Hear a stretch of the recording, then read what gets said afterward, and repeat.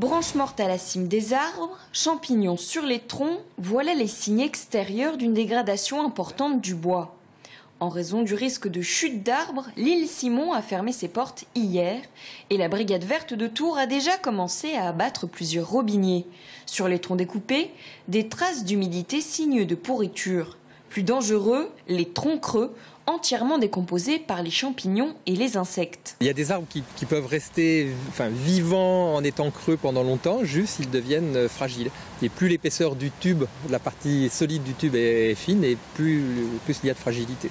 En tout, 300 marques jaunes, autant d'arbres qui seront élagués ou abattus par mesure de précaution.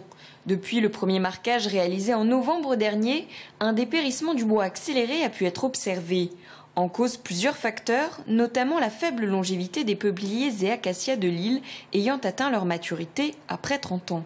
À ça s'ajoutent des coups de vent successifs avec une accélération ces dernières années où il y a eu des casses de branches qui fragilisent les arbres, qui font rentrer des champignons et qui les fragilisent parce qu'ils ne fonctionnent plus en entier. Et on a aussi les problèmes climatiques, en fait, dans la mesure où on a eu depuis un nombre d'années des fortes sécheresses. Les branches mourant à cause des stress hydriques provoqués par les différentes sécheresses. Autant de facteurs accentués par la nature des sols faits de remblais. Parmi les rescapés des 800 arbres, platanes, peupliers noirs et magnolias, spécimens remarquables de l'île. Dès l'hiver prochain, la brigade verte procédera à de nouvelles plantations. En attendant, la réouverture de l'île est prévue pour le 25 septembre avec en prime de nouveaux jeux d'enfants.